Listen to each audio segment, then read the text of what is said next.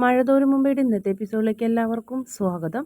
അങ്ങനെ ബാലചന്ദ്രൻ ആ സഹോദരന്മാരോട് പറയണേ, ഈ രൂപ എനിക്ക് വേണ്ട, ഞാൻ നിങ്ങൾക്ക് തിരിച്ചു തരും. പക്ഷേ അവൾ എൻ്റെ ഈ വീട്ടിൽ വരണം. എൻ്റെ മക്കളുടെ അമ്മയായി, എൻ്റെ ഭാര്യയായി, ഈ വീട്ടിൽ എൻ്റെ കാൽച്ചുവട്ടിൽ എൻ്റെ അടിമയെ പോലെ തെറ്റുകൾ അഹങ്കാരമെല്ലാം കുറച്ച് അവൾ ഈ വീട്ടിലേക്ക് വന്നാൽ ഞാൻ ഈ പണം റീഫണ്ട് ചെയ്യും നിങ്ങൾക്ക് തന്നെ എന്ന് പറയും. അപ്പോൾ നമ്മുടെ രാജീവും പറയും, ശിവേട്ടാ അയാളോട് തർക്കിക്കണ്ട, ആ പണം നമുക്ക് അവിടെ കൊടുക്കുക, ഇപ്പം തന്നെ കൊടുക്കുക എന്ന് പറയും. ഇതുകൊണ്ടൊക്കെ തീരുമോ ബാലേന്ദ്ര നിൻ്റെ പ്രശ്നങ്ങൾ? നിനക്ക് 4 മക്കളാണ്, നിങ്ങളുടെ ജീവിതം ഇത്രയായി.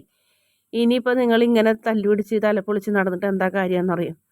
എനിക്കൊരു കുഴപ്പമുണ്ടായിരുന്നില്ല, ഞാൻ നല്ല പ്രൗഢിയോടുകൂടി നിങ്ങളെക്കാൾ ഒരു പിടി ഉയർന്ന നിലയിൽ നിന്നുകൊണ്ട് തന്നെയാണ് നിങ്ങളെ വീട്ടിൽ വന്ന് പെണ്ണാലോചിച്ചത്. പക്ഷേ നിങ്ങളെല്ലാവരും കൂടെ എന്നെ ചതിച്ചില്ലേ? ഇപ്പം ഞാൻ ഈ പണം നിങ്ങളുടെ നിന്ന് വാങ്ങി എന്നുള്ള കാര്യം നിങ്ങൾ ചെന്ന് അവളോട് പറയണം. അതുകൊണ്ട് നിനക്ക് എന്താ നേട്ടം എന്ന് ചോദിക്കും. എനിക്ക് നേട്ടമുണ്ട് ശിവേട്ടാ. അവളത് കാണിക്കുമ്പോഴേ അവളെ മനസ്സങ്ങോട്ട് ആളി പടർന്ന് വൈരാഗ്യവും ദേഷ്യവും പക കൊണ്ട് അവൾ തകർന്ന് തരിപ്പണാവണത് എനിക്കൊരു സന്തോഷമുള്ള കാര്യമാണെന്ന് പറയും. എങ്ങനെയെങ്കിലും ഞാനൊന്ന് സന്തോഷിക്കണ്ടേ എന്ന് പറയും. അപ്പോഴത്തേനും കൃഷ്ണമോളും അലീനയും ലൈം ജ്യൂസും ഫ്രൂട്ട്സൊക്കെ ആയിട്ട് വരുന്നുണ്ട്. ജ്യൂസ് കുടിക്കുക അങ്ങളെ എന്ന് പറയും അലീന. ജ്യൂസ് കുടിക്കുക ശിവേട്ടാ, പെങ്ങടെ മോൾ ആദ്യമായിട്ട് ഉണ്ടാക്കി തരുന്നതല്ലേ. പിന്നെ നമ്മുടെ തമ്മിലുള്ള ഇഷ്ടക്കുറവ് ഭക്ഷണത്തിനോട് കാണിക്കരുതെന്ന് പറയും. ഡൈനിങ് ടേബിളിൽ ഇരിക്കാമെന്ന് പറയും. അങ്ങനെ അവരെല്ലാവരും കൂടി ഇരിക്കും വെള്ളമൊക്കെ കുടിക്കുന്നു. അപ്പോൾ അതേ സമയം തന്നെ മുകളിൽ രോഹിത്തും ബബിതയും ഭയങ്കര ചൂട് പിടിച്ച ചർച്ചയിലാണ്. എങ്ങനെയെങ്കിലും ഇതിൻ്റെ ഉള്ളിൽ പോയാൽ മതി, അവളുടെ ഭരണത്തിൽ നിൽക്കണത് ഇഷ്ടമില്ല. അമ്മ വന്നു കഴിഞ്ഞാൽ വേറെ വീട് റെൻറ്റിന് എടുക്കാമെന്ന് പറഞ്ഞിട്ടുണ്ട്. അപ്പോൾ അതിൽ അമ്മക്ക് അങ്ങനെ താമസം മാറാം, അതുവരെ കടിച്ചു പിടിച്ച് നിൽക്കുക, അല്ലാണ്ട് വേറെ നിവർത്തില്ല. അവളെ മുന്നിൽ ഒട്ടും തോറ്റു കൊടുക്കണ്ട, അവൾ എന്ത് പറഞ്ഞാലും അതിനെതിരെ നമുക്ക് ചെയ്യാമെന്ന് രോഹിത്തും പറയുന്നുണ്ട്. അവളെ കൊണ്ട് തന്നെ ഭക്ഷണത്തിൽ തുപ്പാനാണ് തോന്നാ എന്ന് പറയും. അത് കേട്ടുകൊണ്ട് കൃഷ്ണമോള് വരും. വേറെ എന്തെങ്കിലും ഉണ്ടോ പറയാൻ? അലീന ചേച്ചി ഉണ്ടാക്കി തരുന്ന ഭക്ഷണത്തിൽ തുപ്പണോ അല്ലേ നിങ്ങൾക്ക്?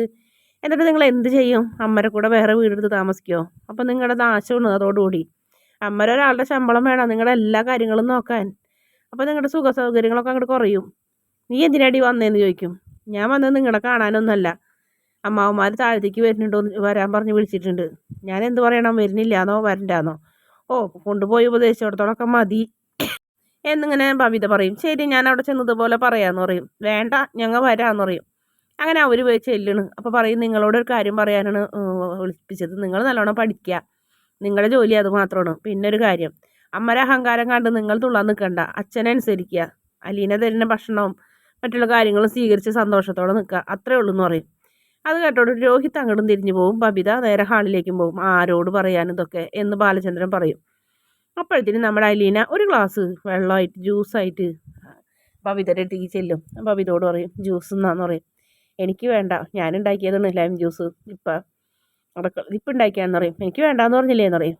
ഞാനുണ്ടാക്കിയ ഭക്ഷണം കഴിക്കാണ്ടിരുന്ന ഇവിടെ നിൽക്കാൻ പറ്റുന്നത് തോന്നുന്നുണ്ടോ എന്ന് ചോദിക്കും. അതായത് ഞാൻ ഉണ്ടാക്കുന്ന ഭക്ഷണം കഴിക്കേണ്ടി വരും എന്നാണ് അലീന പറഞ്ഞത്.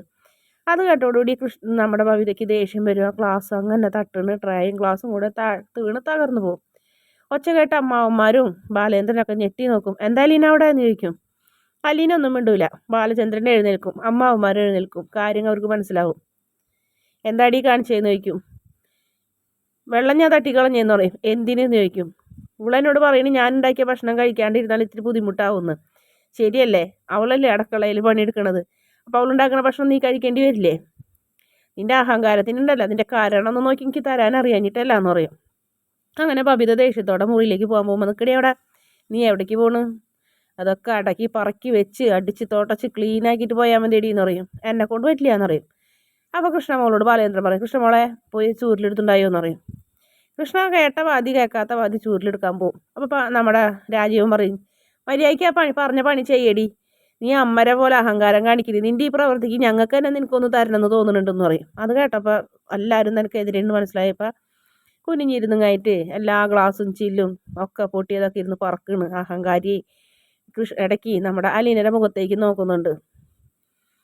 പിന്നെ കാണിക്കുന്നത് നമ്മുടെ അലീന പുറത്ത് കിച്ചണിൽ എന്തോ വെള്ളം വേസ്റ്റൊക്കെ കളയാൻ വേണ്ടി പോകണം. അപ്പോൾ മനു ആ ഭാഗത്തേക്ക് വരുന്നുണ്ട്. മനു വന്നിട്ട് വേഗം ഡിക്കി തുറന്ന് കാറിൽ നിന്ന് മീൻ എടുത്തുകൊണ്ട് വരുന്നുണ്ട്.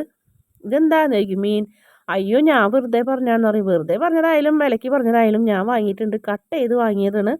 ഇതെന്ത് മീൻ? കടൽ മീൻ എന്ന് പറയും. പേരില്ലേന്ന് ചോദിക്കും. ആ പേരൊന്നും ഞാൻ ചോദിച്ചില്ല. നീ ഇത് കൊണ്ടുപോയി കറിയും വെക്കണം, വറക്കുകയും വേണം, ഫിഷ് മോളിയാ എന്താണെന്ന് വെച്ചാൽ ഉണ്ടാക്ക് വേഗം എന്ന് പറയും. പിന്നെ കാണിക്കുന്നത് അമ്മാവന്മാരും മനുവും അതുപോലെ തന്നെ രോഹിത്തും ബബിതയും ബാലചന്ദ്രനും എല്ലാവരും കൂടെ ഡൈനിങ് ടേബിൾ നിരന്നിരിക്കുന്നു. കൃഷ്ണമോളും അലീനയും ഭക്ഷണം വിളമ്പണ്. അപ്പോൾ സഹോദരന്മാരൊക്കെ ഇരുന്ന് ഭക്ഷണം കഴിക്കുന്നുണ്ട് നല്ല സന്തോഷത്തോടെ. മീനൊക്കെ കറിയൊക്കെ നല്ല അടിപൊളിയായിട്ടുണ്ടെന്ന് പറയും. തോരനൊക്കെ കഴിക്കാൻ പറഞ്ഞ അലീന അമ്മാവന്മാർക്കൊക്കെ വിളമ്പി കൊടുക്കണം. ശിവേട്ടൻ എന്നാ പോണേന്ന് ചോദിക്കും. നാളെ ടിക്കറ്റ് കിട്ടിയാൽ പോകുമെന്ന് പറയും. അപ്പോൾ കൊച്ചച്ഛനോ എന്ന് ചോദിക്കും മനു. എനിക്ക് ടിക്കറ്റ് ശരിയായിട്ടുണ്ട്, ഞാൻ മിക്കവാറും നാളെ തന്നെ പോകുമെന്ന് പറയും. ആ അതിന് ശേഷം ബാലേന്ദ്രൻ എഴുന്നേൽക്കും. പിന്നീട് പതുക്കനെ അമ്മാവന്മാരൊക്കെ എഴുന്നേൽക്കുന്നുണ്ട്. അപ്പോൾ വീണ്ടും അമ്മാവന്മാർ എന്ന് ബാലേന്ദ്രനോട് പറയും, ഞങ്ങൾ ഭക്ഷണമൊക്കെ കഴിച്ചത് ഒരു സന്ധി സംഭാഷണത്തിന് വേണ്ടിയാണെന്ന് പറയും. അതെനിക്ക് മനസ്സിലായി, കൊല്ലപ്പള്ളിയിൽ അരി തീർന്നിട്ടല്ല നിങ്ങൾ ഭക്ഷണം കഴിച്ചതെന്നല്ലേ, അതൊക്കെ ആലോചിക്കാനുള്ള ബുദ്ധി എനിക്കുണ്ടെന്ന് പറയും. ബാലേന്ദ്ര, നിനക്ക് 4 മക്കളാണ്, അതിൽ 3 പെണ്ണും ഒരാണും. അപ്പോൾ അവർ ബബിതയും രോഹിതൊക്കെ കേൾക്കലാണ് കേട്ടോ അത് പറയണത്. നീ നിങ്ങളുടെ ജീവിതം പകുതിയോളായില്ലേ, ഇനിയെങ്കിലും തല്ല് പിടിക്കാണ്ടും തലപ്പൊളിക്കാണ്ട് ജീവിക്കാൻ നോക്കുമെന്ന് പറഞ്ഞ് ഞങ്ങൾ ഇറങ്ങണമെന്ന് പറയും. അപ്പോൾ തന്നെ മനു എന്ന് പറയും, അച്ഛാ ആവശ്യമില്ലാത്ത സംസാരങ്ങളൊന്നും ഇനി വേണ്ട, എല്ലാവർക്കും എല്ലാ കാര്യങ്ങളും അറിയാലോ, പിന്നെ അതിനെക്കുറിച്ചൊന്നും എന്തിനാ പറയുന്നത്, പറഞ്ഞ് വഷളാക്കണ്ടെന്ന് പറയും. രാജീവൻ പറയും, ശിവേട്ടൻ പറഞ്ഞ പോലെ എനിക്കും പറയാനുള്ളൂ, ഞാനും ഇറങ്ങണമെന്ന് പറയും. അങ്ങനെ അവർ ഇറങ്ങണം. അപ്പോൾ മനുവിനോട് ബാലേന്ദ്രൻ പറയും, ഇതിനുള്ള മറുപടി പറയാൻ എനിക്ക് അറിയാഞ്ഞിട്ടല്ല, ഞാൻ പിന്നെ ക്ഷമിച്ച് നിൽക്കണാണ് പറയുന്നത്. അപ്പോൾ മനഃപൂർവ്വം അലീനനെ ബാലചന്ദ്രൻ്റെ മകളാക്കിയല്ലോ അവർ. അതിനുശേഷം അവർ പോകും. പിന്നീട് നമ്മുടെ കൃഷ്ണമോളും അലീനയും കൂടെ ഇരുന്ന് ഭക്ഷണമൊക്കെ കഴിക്കും. എങ്ങനെയുണ്ട് ഈ ഭക്ഷണം? അടിപൊളി സൂപ്പറാണെന്ന് പറയും. അത് നിങ്ങൾ കഴിച്ചു കഴിഞ്ഞോ എന്ന് പറയും. കഴിച്ചു എന്ന് പറയും. ശരി, ഇവിടെ ഇരിക്കി, കുറച്ച് കാര്യങ്ങൾ പറയാനുണ്ടെന്ന് പറയും. അങ്ങനെ കൃഷ്ണമോൾ അവിടെ ഇരിക്കും. അലീനേനെയും പിടിച്ചിരുത്തും മനു. എന്നിട്ട് പറയും, ബബിതയും രോഹിതോ അമ്മയുടെ മുറിയിലേക്ക് പോയിട്ടുണ്ട്, ഇവിടെ അടുത്തൊന്നും ഇല്ലല്ലോ. ഇല്ല, അവരെപ്പോഴും മറുകണ്ഠം തന്നെ നിൽക്കണല്ലേ, അവരെപ്പുറത്തേക്ക് ആക്കാൻ എന്താ മാർഗം?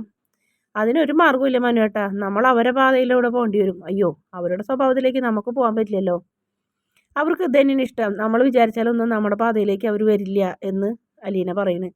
അമ്മയും അച്ഛനും സംരക്ഷിക്കുന്ന സമയത്ത് വരെയും അവർ അഹങ്കാരത്തോടെയും തന്നിഷ്ടത്തിനാണ് നടന്നിരുന്നത്.